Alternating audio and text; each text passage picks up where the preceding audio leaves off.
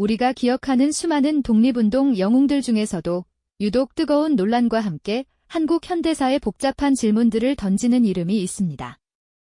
그는 과연 조국 해방을 위해 모든 것을 바친 헌신적인 독립운동가였을까요?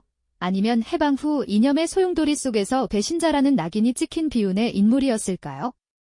일제강점기, 당시 일본 제국주의자들이 가장 두려워했던 혁명의 아이콘, 김원봉. 그의 이름은 한때 우리의 역사 교과서에서 흔적도 없이 사라졌고 빨갱이라는 금기어와 함께 오랫동안 침묵 속에 갇혀 있었습니다. 오늘 우리는 그 오랜 침묵을 깨고 우리가 미처 알지 못했던 독립운동의 또 다른 얼굴, 김원봉의 숨겨진 진실을 찾아 떠나려 합니다. 그의 파란만장한 삶과 비극적인 운명을 통해 한국 현대사의 복잡한 단면과 이념 대립이 낳은 깊은 상흔을 보다 깊이 이해할 수 있을 겁니다. 단순한 과거의 이야기가 아닌 오늘날 우리 사회에도 여전히 유효한 질문들을 던져줄 테니까요. 19세기 말 한반도를 둘러싼 국제정세는 그야말로 경랑의 시대였습니다. 수백 년간 이어져 오던 봉건 사회의 모순은 극에 달했고 열강의 침탈은 거세지며 나라의 운명은 바람 앞에 등불처럼 위태로웠죠. 그리고 마침내 1910년 일제의 강압적인 병탄으로 조국은 처참하게 식민지로 전락하고 말았습니다. 백성들은 삶의 터전을 잃고 자유를 빼앗긴 채 고통 속에서 신음해야 했습니다. 이때 22살의 청년 김원봉은 이 참담한 현실을 두 눈으로 똑똑히 목격합니다. 경상남도 밀양에서 비교적 유복한 환경에서 태어나 자랐던 그였지만 나라 잃은 백성의 서름과 무력감은 그의 가슴속에 거대한 분노와 해소되지 않는 좌절감으로 깊이 자리 잡았습니다. 평화적인 방법으로는 결코 이 암울한 현실을 바꿀 수 없다는 냉혹한 깨달음은 그를 더욱 격렬하고 극단적인 투쟁의 길로 이끌었던 것이죠. 그는 기존의 온건하고 점진적인 독립운동 방식으로는 일본 제국주의의 견고한 철벽을 결코 허물 수 없다고 판단했습니다. 식민지 조선의 백성들이 겪는 고통은 너무나도 현실적이고 즉각적이었으며 그 고통을 끝내기 위해서는 보다 강력하고 직접적인 행동이 시급하다고 절감한 것입니다. 그리하여 김원봉은 1919년 3.1 운동 이후 만주 지린성에서 뜻을 같이 하는 동지들과 함께 의열단을 결성합니다. 그의 나이 겨우 22살 때의 일이었습니다. 의열단은 정의를 맹렬히 실행한다는 이름처럼 오직 폭력만이 억압받는 민중을 각성시키고 빼앗긴 독립의 불씨를 다시금 활활 지필 수 있다는 확고한 신념 아래 움직였습니다. 폭력은 민중을 각성시키는 가장 빠르고 효과적인 수단지라는 그의 철학은 당시 절망에 빠져있던 조선 민중에게는 충격적이면서도 한편으로는 암흑 속 한 줄기 빛과 같은 강렬한 희망의 메시지였을 겁니다. 의열단은 단순히 독립을 외치는 단체를 넘어 일제에 대한 직접적인 타격과 주요 요인 암살을 목표로 삼았습니다. 조선 총독부와 동양척식 주식회사 같은 식민 통치의 핵심 기관을 폭파하고 일제의 앞잡이 노릇을 하던 친일파들을 가차없이 처단하며 일본 제국의 심장에 비수를 꽂는 과감한 의거를 끊임없이 계획하고 시행했습니다. 이들의 활동은 당시 일본인들에게는 극도의 공포와 전율을 안겨주었으며 억압받던 조선 민중에게는 억압된 분노를 해소하고 빼앗긴 자존심을 되찾아주는 상징적인 사건이 되었습니다. 암울했던 식민지 시대, 의열단은 꺼져가는 독립의 불꽃을 다시금 활활 타오르게 하는 광포한 혁명가들의 집단이었던 것이죠. 그들의 의지는 비장했고 행동은 결연했습니다. 22살 청년 김원봉의 가슴속에서 타오른 불꽃은 그렇게 조선 전역을 넘어 만주 벌판까지 뜨겁게 달구기 시작했던 겁니다. 이는 전체 스토리의 시작에 불과하죠. 22살 청년 김원봉의 가슴속에서 타오른 불꽃은 그렇게 조선 전역을 넘어 만주 벌판까지 뜨겁게 달구기 시작했던 겁니다. 이는 전체 스토리의 시작에 불과하죠. 하지만 그 뜨거운 불꽃만으로는 독립의 거대한 산을 넘기 어렵다는 현실적인 벽에 부딪히게 됩니다. 의열단의 맹렬한 의거 활동은 분명 일제에 커다란 충격을 안기고 억압받던 민족에게는 잠시나마 숨통을 트이게 하는 상징적인 의미를 가졌습니다. 종로경찰서에 폭탄을 던지고 조선 총독부에 비수를 꽂는 과감한 행동들은 당시의 암울했던 분위기 속에서 한 줄기 성광처럼 빛났던 것이죠. 하지만 단발성 폭력 투쟁만으로는 식민 통치 시스템 자체를 무너뜨리거나 광활한 만주 벌판에서 일본군과 정면으로 맞설 강력한 군사력을 구축하기에는 역부족이라는 한계가 점차 명확해졌습니다. 단순히 폭탄을 던지고 요인을 암살하는 것만으로는 독립을 쟁취할 수 없다는 현실적인 자각이 김원봉의 마음속에 자리 잡기 시작한 겁니다. 그는 개인적인 희생과 용기만으로는 부족하다는 것을 깨달았을 겁니다. 이제는 체계적인 군사훈련을 받고 전술을 익히며 이념으로 무장한 정예 독립군을 양성하는 것이 더욱 절실하다는 판단에 이르게 되죠. 마치 뜨거운 쇠를 담금질하듯 그의 혁명가적 열정은 더욱 단단하고 치밀한 전략으로 변화하고 있었던 겁니다. 이러한 고뇌 끝에 김원봉은 새로운 길을 모색합니다. 1926년 그는 중국 국민혁명의 요람이자 수많은 혁명가들을 배출한 황푸군관학교에 입학하게 됩니다. 이곳에서 그는 현대적인 군사교육과 전략 전술을 배우며 단순한 무력투쟁을 넘어선 조직적인 전쟁의 중요성을 체감했을 겁니다. 수많은 조선 청년들이 조국의 독립을 염원하며 황푸군관학교의 교정을 누비는 모습은 그 자체로 독립을 향한 뜨거운 열망을 대변하는 상징적인 장면이 아닐까요? 김원봉은 이곳에서 얻은 지식과 경험을 바탕으로 훗날 독립운동의 판도를 바꿀 중요한 결정을 내리게 됩니다. 그것은 바로 조선혁명간부학교의 설립이었습니다. 1932년 그는 중국 난징에 이 학교를 세워 독립운동의 새로운 지평을 열게 됩니다. 이 학교는 단순히 군사기술만을 가르치는 곳이 아니었습니다. 독립투쟁에 필요한 군사지식은 물론 확고한 민족의식과 사회주의 이념을 겸비한 혁명간부를 양성하는 것이 주된 목표였죠. 마치 씨앗을 뿌려 튼튼한 나무를 키워내듯 그는 체계적인 교육을 통해 미래 독립군의 뿌리를 내리고자 했던 겁니다. 김원봉은 직접 교장으로서 학생들을 가르치고 그들에게 독립의 정신과 혁명의 의지를 불어넣으며 지도자로서의 면모를 유감없이 발휘했습니다.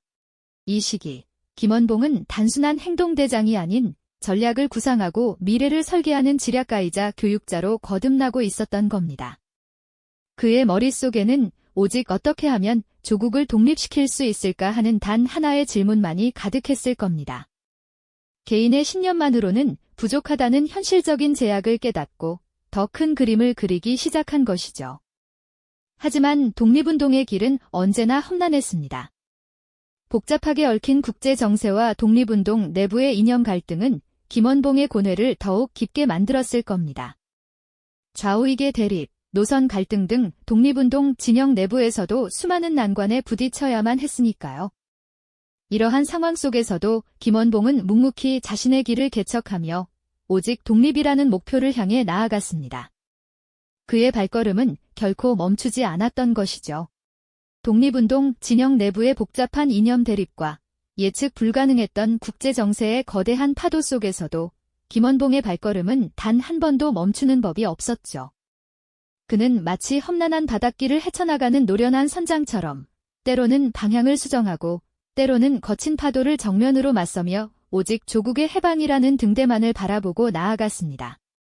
그의 심장 속에는 오직 어떻게 하면 이 민족의 자유를 되찾을 수 있을까 하는 질문이 뜨겁게 타오르고 있었을 겁니다.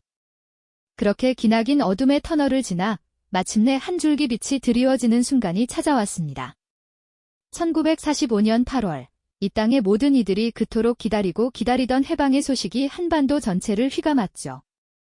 마치 깊은 겨울잠에서 깨어난 돼지처럼 삼천리 강산은 뜨거운 함성과 환희로 들썩였습니다. 거리마다 태극기가 물결치고 사람들은 서로를 부둥켜 안으며 감격의 눈물을 흘렸습니다. 오랜 압제 속에서 짓눌렸던 민족의 한이 일시에 터져나오는 듯한 그런 벅찬 순간이었을 겁니다. 김원봉에게도 이 해방은 꿈에 그리던 현실이었을 겁니다. 그는 아마도 자신의 모든 삶을 바쳐 쌓아온 그 목표가 드디어 이루어졌다는 사실에 말로 다 형용할 수 없는 깊은 감격과 함께 이제는 조국의 재건에 헌신할 수 있으리라는 희망에 부풀었을 겁니다. 드디어 완전한 독립국가를 건설하고 민족의 새로운 미래를 설계할 수 있다는 기대감에 가슴이 벅차올랐겠죠. 하지만 그 환희의 시간은 너무나도 짧았습니다. 해방의 기쁨이 채 가시기도 전에 조국은 또 다른 거대한 그림자에 휩싸이기 시작했죠. 일제의 억압에서 벗어나자마자 한반도에는 38선이라는 비극적인 경계선이 그어지고 좌와 우라는 이념의 날카로운 칼날이 민족의 심장을 갈라놓기 시작했습니다. 마치 갓 피어난 꽃봉오리가 차가운 서리에 얼어붙듯 해방의 달콤함은 순식간에 쓰디쓴 현실로 변모해버린 겁니다. 이제 독립운동가들은 더 이상 일제라는 공동의 적과 싸우는 것이 아니었습니다. 해방된 조국 안에서 서로 다른 이념을 가진 동지들이 서로를 향해 총부리를 겨누는 상상조차 할 수 없었던 비극적인 상황이 펼쳐지기 시작한 거죠. 김원봉 역시 이 혼란의 소용돌이 한가운데에 서게 됩니다. 그는 해방 후 귀국하여 새로운 정부 수립을 위한 여정에 참여하고자 했습니다. 하지만 그를 기다리고 있던 것은 환영이 아니었습니다. 오히려 차가운 냉대와 날카로운 의심의 시선이었죠. 남한의 정치 지형은 이미 친미와 반공을 기치로 한 세력들이 주도하고 있었고 사회주의 노선을 걸어왔던 김원봉은 그들의 눈에 쥐험한 인물로 비칠 수밖에 없었을 겁니다. 그는 독립운동의 최전선에서 평생을 바친 영웅이었지만 해방된 조국에서는 오히려 빨갱이라는 붉은 낙인이 찍힐 위기에 처하게 됩니다. 그의 독립운동 공적은 철저히 외면당했고 심지어는 테러의 위협까지 받게 되는 상황에 내몰렸습니다. 마치 오랜 전쟁에서 돌아온 병사가 자신의 집에서 쫓겨나는 것과 같은 그런 절망적인 심정이었을 겁니다. 특히 1946년 9월 미군정은 김원봉을 비롯한 좌익 인사들을 대거 체포하는 정판사 위조 집회 사건에 연루시키며 그를 압박했습니다. 비록 나중에 무혐의로 풀려났지만 이 사건은 김원봉의 입지를 더욱 위태롭게 만들었죠. 그에게는 더 이상 남한에서 자신의 이상을 펼칠 공간도 안전하게 머무를 곳도 없는 듯 보였습니다. 사방이 적으로 둘러싸인 듯한 고립감과 평생을 바친 조국에서 버림받았다는 깊은 배신감이 그의 마음을 잠식해갔을 겁니다. 결국 김원봉은 비극적인 선택의 기로에 서게 됩니다. 남한에서는 생명의 위협을 느끼며 정치적 입지를 잃어버린 채 더 이상 아무것도 할 수 없는 무력감에 휩싸였죠. 그가 추구했던 민족의 완전한 독립과 통일이라는 대의는 좌우 이념의 극심한 대립 속에서 산산조각 나는 듯 보였습니다. 마치 벼랑 끝에 몰린 사람이 마지막 지푸라기라도 잡듯 그는 결국 북으로 향하는 길을 택할 수밖에 없었던 겁니다. 1948년 4월 남북 협상을 위해 평양으로 향한 뒤 그는 다시 남쪽으로 돌아오지 않았습니다. 이 월북은 단순한 개인의 이주가 아니었습니다. 평생을 조국 독립에 바친 한 혁명가가 해방된 조국에서 설 곳을 찾지 못해 결국 분단된 민족의 또 다른 편으로 넘어갈 수밖에 없었던 시대의 비극이자 개인의 절박한 선택이었던 것이죠. 그의 발걸음은 결코 가볍지 않았을 겁니다. 남한에 남아있는 가족과 동지들을 뒤로하고 미지의 땅으로 향하는 그의 뒷모습에서는 깊은 고뇌와 함께 다시는 돌아올 수 없을지도 모른다는 비장함이 느껴졌을 겁니다. 마치 거대한 폭풍우 속에서 홀로 방향을 잃은 배처럼 김원봉의 삶은 해방이라는 이름 뒤에 숨겨진 또 다른 비극의 서막을 알리고 있었던 겁니다. 김원봉의 비극은 그저 월북으로 끝난 것이 아니었습니다. 북한으로 넘어간 그는 해방된 조국에서 자신이 꿈꿨던 새로운 미래를 건설하는 데 적극적으로 힘을 보태고자 했죠. 1948년 조선민주주의인민공화국이 수립되자 그는 국가검열상이라는 중요한 직책을 맡게 됩니다. 이후 노동상과 최고인민회의 상임위원회 부위원장 등을 역임하며 북한 정권의 초기 건설에 깊숙이 관여했지요. 독립운동가로서 쌓아온 그의 명망과 경력은 북한에서도 인정받는 듯 보였지만 아쉽게도 냉혹한 이념의 파고는 북한 땅에서도 그를 결코 가만두지 않았습니다. 김원봉을 비롯해 북한으로 건너간 수많은 독립운동가들은 남한에서 겪었던 현실과는 또 다른 더욱 냉혹하고 잔혹한 현실에 직면하게 됩니다. 1950년대 후반 김일성 유일 체제를 공고히 하려는 북한 내부의 권력 투쟁이 격화되면서 연안파와 남로당파 등 여러 정치 세력에 대한 대대적인 숙청이 시작되었거든요. 중국에서 활동했던 연안파의 거물이었던 김원봉 역시 이 피바람을 피할 수 없었습니다. 그가 일제강점기 독립운동 시절부터 추구했던 민족주의적 이상은 오직 김일성 개인에게만 절대적으로 충성해야 하는 북한의 현실과는 너무나 동떨어진 것이었죠. 결국 그는 1958년 반당 종파 분자라는 죄목으로 체포되어 비극적인 최후를 맞이하게 됩니다. 그토록 염원하던 조국의 해방을 두 눈으로 직접 봤지만 정작 그 조국에서조차 자신의 이상을 펼치지 못하고 쓸쓸히 쓰러져야 했던 겁니다. 한 시대의 위대한 혁명가가 냉혹한 이념의 재단에 바쳐진 슬픈 희생양이 된 것이죠. 남한에서의 상황은 더욱 기막히고 참담했습니다. 김원봉이 북한으로 건너간 후 그의 이름은 남한 사회에서 철저히 지워지고 금기시되었습니다. 월북자이자 빨갱이라는 붉은 낙인이 찍히면서 그의 모든 독립운동 공적은 철저히 부정당하고 왜곡되었죠. 마치 그가 이 땅에 단 한 번도 존재했던 흔적조차 없었던 것처럼 말입니다. 교과서에서는 그의 이름이 감쪽같이 사라졌고 주요 독립운동사 연구에서도 그의 이야기는 오랫동안 철저히 외면당하기 일쑤였습니다. 일제강점기 일본 제국주의자들이 가장 두려워했던 혁명가 김원봉. 그의 빛나는 이름은 해방된 조국에서 오히려 적의 상징이 되어버린 겁니다. 이는 단순히 한 개인의 비극을 넘어 이념 대립이 우리의 역사 인식을 얼마나 심각하게 훼손할 수 있는지를 극명하게 보여주는 가슴 아픈 사례가 아닐까요? 오랜 시간 동안 우리는 김원봉이라는 이름을 언급하는 것조차 꺼려했습니다. 그의 존재는 분단된 민족의 아픈 상처를 건드리는 금기나 다름없었죠. 하지만 시대가 변하고 역사적 진실에 대한 갈증이 커지면서 그의 삶과 업적을 재조명하려는 움직임이 조금씩 시작되었습니다. 2000년대 이후 남북 화해 분위기 속에서 김원봉의 독립운동 공적을 정당하게 평가해야 한다는 목소리가 더욱 커졌습니다. 그의 생애를 연구하는 학자들의 끊임없는 노력과 시민사회의 뜨거운 관심 덕분이었죠. 그리하여 2019년 대한민국 정부는 그에게 건국훈장 애국장을 추서하기로 결정했습니다. 비록 오랜 시간이 걸렸지만 그의 이름이 마침내 대한민국 독립운동사의 정당한 한 페이지를 당당히 차지하게 된 감격스러운 순간이었죠. 하지만 여전히 그의 유산에 대한 평가는 복합적입니다. 어떤 이들에게는 여전히 월북자이자 사회주의자라는 꼬리표가 따라붙고 또 어떤 이들에게는 늦게나마 빛을 본 민족의 위대한 영웅으로 기억되고 있습니다. 김원봉의 삶은 오늘날 우리에게 깊은 질문을 던집니다. 과연 한 인물의 모든 업적을 이념의 잣대로만 재단할 수 있을까요? 독립운동의 숭고한 정신은 시대와 이념을 초월하여 객관적으로 평가받아야 하는 것이 아닐까요?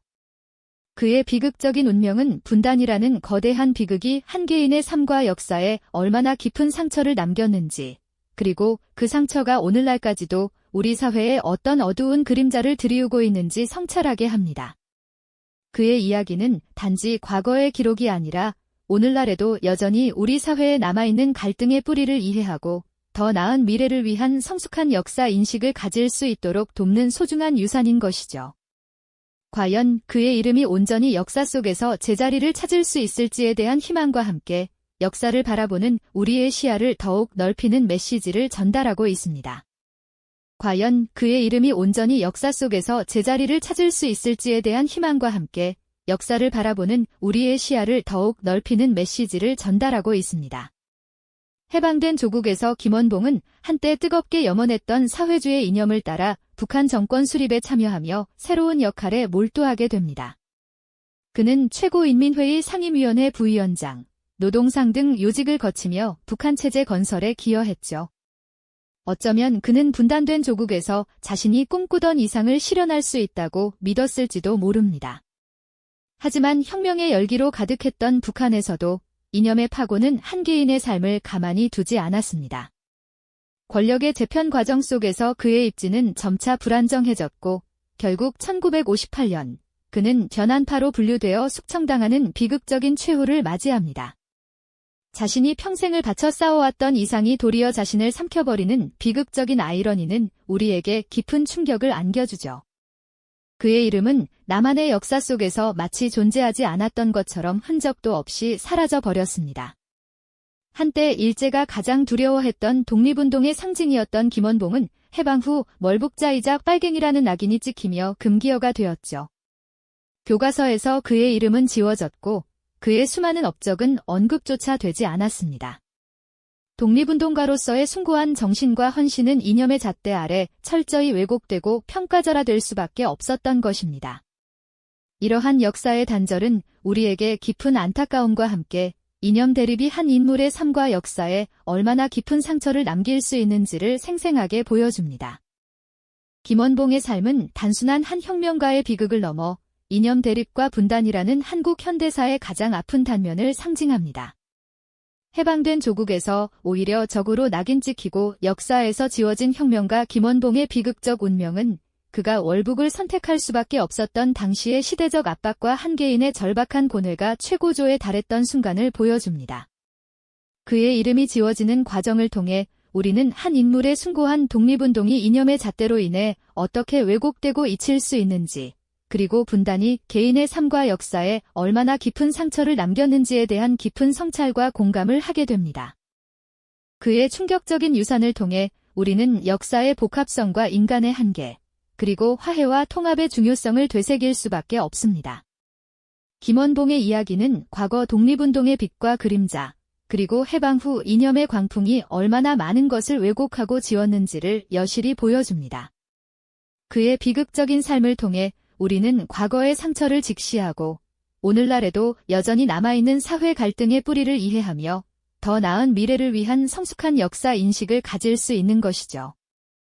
이념의 잣대로 한 인물의 모든 업적을 재단할 수 없는 복잡한 역사의 단면을 제시하며 만약 그때 다른 선택을 했다면 하는 질문을 던져봅니다. 그의 이름이 온전히 역사 속에서 제자리를 찾을 수 있을지에 대한 희망과 함께 역사를 바라보는 우리의 시야를 넓히는 메시지를 전달하고 있기도 합니다. 김원봉의 이야기가 남긴 질문은 과연 혁명이라는 이름으로 시도되었던 수많은 선택들이 우리 역사에 어떤 흔적을 남겼는지, 그리고 그 흔적들이 오늘날 우리 사회에 어떤 영향을 미치고 있는지 탐구해볼 필요성을 제기하고 있습니다. 김원봉 선생의 이야기가 우리에게 던지는 깊은 질문들, 과연 혁명이라는 이름으로 시도되었던 수많은 선택들이 우리 역사에 어떤 흔적을 남겼는지, 그리고 그 흔적들이 오늘날 우리 사회에 어떤 영향을 미치고 있는지 탐구해볼 필요성을 끊임없이 제기하고 있죠. 그 질문의 무게를 안고 드디어 해방의 그날이 찾아왔을 때 온 민족은 마치 오랜 가뭄 끝에 단비가 내린 듯 뜨거운 환희와 감격에 휩싸였습니다. 잿더미가 된 조국이었지만 빼앗겼던 강산을 되찾았다는 기쁨은 그 무엇과도 바꿀 수 없는 가슴 벅찬 순간이었을 겁니다. 태극기가 물결치고 만세 소리가 온 거리를 뒤덮던 그때 김원봉 선생 역시 그토록 염원하던 조국의 독립을 비로소 두 눈으로 확인했을 텐데요. 그에게도 잠시나마 평화와 희망의 순간이 찾아왔을 것이라 짐작해 봅니다. 하지만 그 기쁨도 잠시, 조국은 또 다른 그림자에 휩싸이기 시작했습니다. 독립의 감격이 채 가시기도 전에 38선이라는 낯선 경계선이 그어지고 좌와 우로 나뉜 이념의 대립은 해방의 공간을 삽시간에 혼란과 갈등의 장으로 바꾸어 놓았죠. 마치 거대한 소용돌이처럼 해방된 조국은 새로운 내부의 적과 마주하게 된 겁니다. 김원봉 선생이 그토록 염원하던 조국으로 돌아왔을 때 그를 기다리고 있던 현실은 참담했습니다. 일제에 맞서 싸웠던 뜨거운 심장은 해방된 땅에서 오히려 냉대와 의심의 눈초리를 받아야 했으니까요. 그에게는 혁명가라는 영광스러운 호칭 대신 이념의 잣대로 재단된 좌익 인사라는 낙인이 찍히기 시작한 겁니다. 남한 땅에서 그에게 가해진 정치적인 압박은 숨통을 조여오는 듯한 무게로 다가왔고, 이는 그가 설 자리를 잃어가고 있다는 뼈아픈 현실을 직면하게 만들었습니다. 미군정의 냉담한 태도, 그리고 극우 세력의 노골적인 위협은 그를 마치 사면초가에 빠진 듯한 절망감에 몰아넣었을 겁니다. 평생을 바쳐 지켜내려 했던 조국이 자신을 배척하는 현실은 얼마나 큰 배신감과 좌절감을 안겨주었을까요? 어찌 보면 그에게는 독립투쟁보다 해방 후의 이념 갈등이 더욱 감당하기 힘든 고통이었을지도 모릅니다. 그는 더 이상 이 땅에서 자신이 꿈꾸던 통일된 민족 국가를 건설할 기회를 얻지 못할 것이라는 비극적인 예감을 품었을 겁니다. 결국 김원봉 선생은 1948년 4월 남북협상에 참여하기 위해 평양으로 향한 뒤 다시 남쪽으로 돌아오지 않는 비극적인 선택을 하게 됩니다. 이는 단순히 거처를 옮기는 행위가 아니었습니다. 평생을 바쳐 싸워온 조국에서 더 이상 자신의 이상을 펼칠 수 없다는 한 혁명가의 고뇌와 절박함이 최고조에 달했던 순간이었을 겁니다. 38선을 넘는 그의 쓸쓸하고 결연한 뒷모습에서는 희망보다는 깊은 체념과 함께 자신이 꿈꾸던 조국의 미래에 대한 마지막 기대를 북한에서 찾아보려 했던 한 인간의 처절한 몸부림이 느껴지는 듯합니다. 그가 과연 어떤 심정으로 그 선을 넘었을까요? 남한에서의 모든 것을 뒤로하고 북쪽으로 향하는 발걸음은 그에게 또 다른 미지의 운명을 예고하는 것이었겠죠. 그리고 그의 월북은 남한 역사에서 김원봉이라는 이름을 지우는 결정적인 계기가 됩니다. 그 순간부터 그는 빨갱이라는 붉은 낙인과 함께 금기어가 되었죠. 그의 숭고했던 독립운동 공적들은 이념의 잣대 아래 철저히 왜곡되고 평가절하되기 시작했습니다. 한때 일본이 가장 두려워했던 혁명가, 조국의 해방을 위해 모든 것을 바쳤던 인물이 해방된 조국에서 적으로 규정되고 역사에서 지워진다는 것, 이보다 더 비극적인 아이러니가 또 있을까요? 그의 이름은 교과서에서 사라졌고 대중의 기억 속에서도 점차 흐릿해져 갔습니다. 마치 없었던 사람처럼 말이죠. 이는 이념 대립이 한 개인의 존재와 그가 남긴 업적을 어떻게 말살시킬 수 있는지를 극명하게 보여주는 사례로 남았습니다. 그의 삶은 단순한 한 혁명가의 비극을 넘어 이념 대립과 분단이라는 한국 현대사의 가장 아픈 단면을 상징합니다. 우리는 김원봉 선생의 충격적인 유산을 통해 역사의 복합성과 인간의 한계, 그리고 화해와 통합의 중요성을 되새길 수밖에 없습니다. 남한에서 독립운동의 영웅이 적으로 낙인 찍히고 지워지는 동안 김원봉 선생은 북한에서 어떤 삶을 살았을까요? 그는 월북 후 북한 정권 수립 초기 국가검열상과 노동상 등 중요한 직책을 맡으며 한때는 인정받는 혁명가로 활동했습니다. 해방된 조국에서 자신의 이상을 펼칠 마지막 기회를 찾으려 했던 그의 시도였을까요? 하지만 그곳 역시 이념의 소용돌이에서 자유롭지 못했습니다.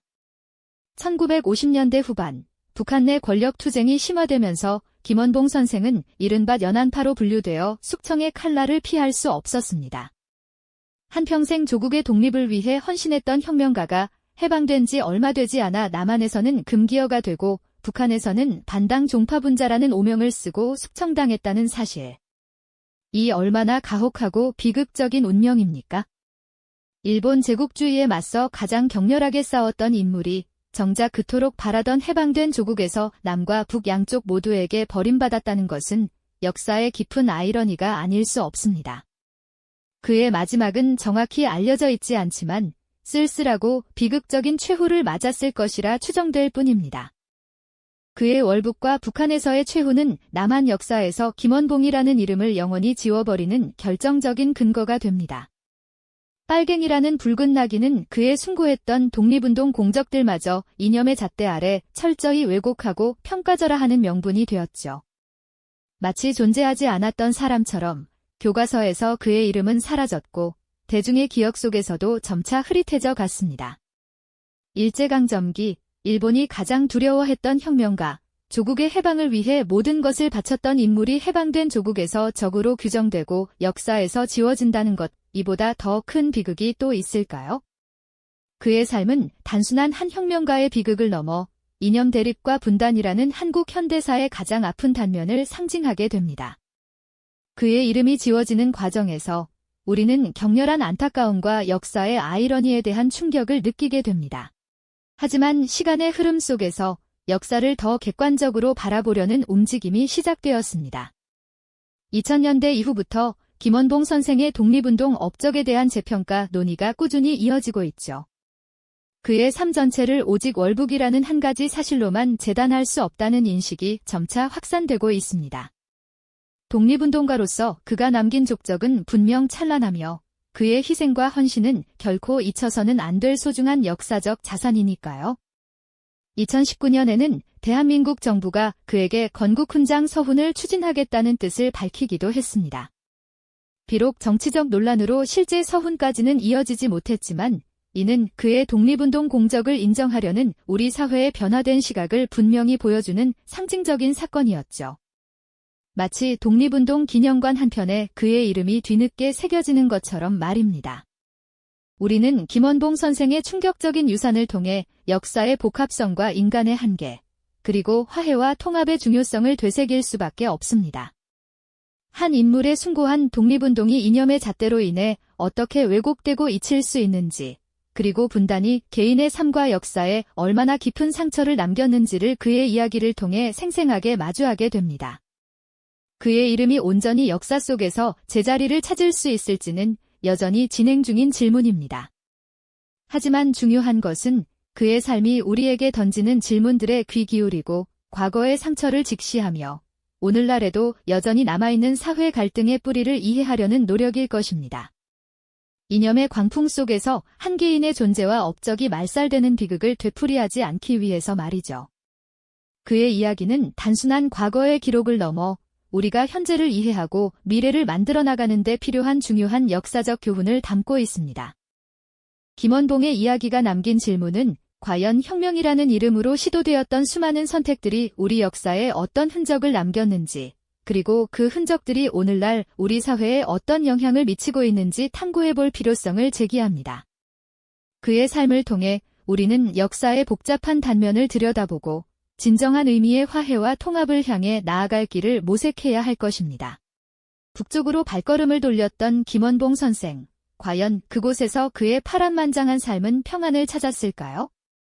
안타깝게도 해방된 조국에서 그가 마주한 현실은 또 다른 비극의 서막이었습니다. 북한 정권 수립 초기, 그는 국가검열상 등 요직을 맡으며 새로운 체제 건설에 기여했지만 이념의 파고는 그곳에서도 맹위를 떨쳤습니다. 혁명가로서의 순수했던 열정은 머지않아 종파주의자라는 굴레에 갇히고 말았죠. 1958년 김일성 유일체제 구축 과정에서 그는 결국 숙청당하는 비극적인 운명을 맞이합니다. 한때 조선 민중의 가슴을 뜨겁게 달궜던 영웅은 그렇게 쓸쓸히 역사의 무대에서 강제로 퇴장당하는 배우처럼 사라져야 했습니다. 그의 마지막은 어디였을까요? 그 누구도 알 수 없는 미스터리로 남았죠. 동시에 남한에서는 그의 이름이 철저히 지워졌습니다. 월북자 빨갱이라는 붉은 낙인은 그의 숭고했던 독립운동 공적 전부를 한순간에 부정해버렸죠. 교과서에서 김원봉 선생의 이름은 삭제되었고 그의 업적은 마치 존재하지 않았던 사실처럼 금기어가 되었습니다.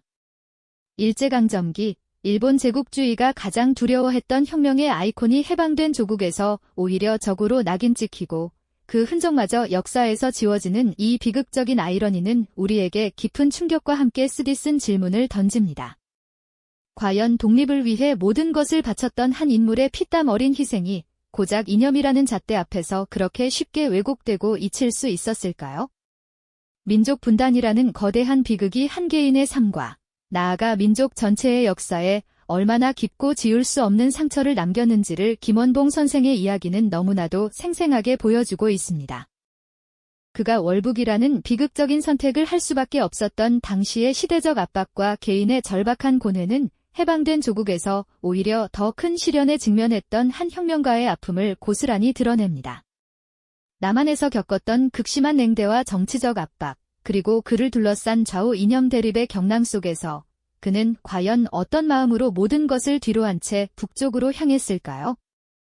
그의 선택은 단순한 이념적 선호를 넘어 생존을 위한 처절한 몸부림이자 어쩌면 자신이 꿈꾸던 완전한 독립국가 건설을 위한 마지막 희망이었을지도 모릅니다. 이 모든 과정에서 그의 이름이 지워지고 금기시되었던 비극은 우리 역사의 가장 아픈 단면 중 하나로 결코 잊혀서는 안 될 교훈으로 기록될 수밖에 없습니다. 김원봉 선생의 충격적인 유산은 단순한 한 혁명가의 비극을 넘어섭니다. 그것은 이념 대립과 분단이라는 한국 현대사의 가장 아픈 단면을 상징하며 우리에게 뼈아픈 성찰의 기회를 제공하죠.